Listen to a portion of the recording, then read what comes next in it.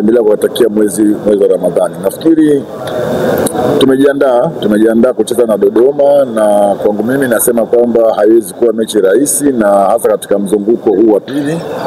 Dodoma ni timu ambayo ni nzuri, timu ambayo ina mwalimu mzuri, mwalimu mshindani siku zote.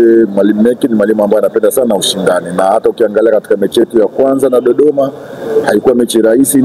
Dodoma ilikuwa ni mechi ngumu sana. Kwa hiyo sisi Simba tunajua ugumu wa Dodoma, tunajua ushindani wao, na tumejipanga pamoja na ugumu wao na ushindani wao tutahakikisha tunapata matokeo katika mchezo wa kesho.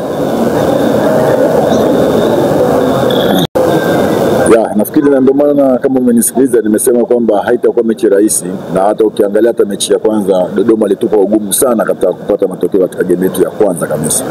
Kwa hiyo nasema kwamba haitakuwa rahisi. Dodoma wana timu nzuri, wana wachezaji ambao wazoefu, wachezaji kama kina Ajibu ambao ni wachezaji ambao wanaweza kucheza mechi yoyote na bila kuleta hofu yote, kuleta upinzani. Kwa hiyo sisi tumejipanga pamoja kwamba na ugumu wao na uzuri waliokuwa nao, kwetu sisi ni muhimu sana alama 3 katika mchezo wa kesho.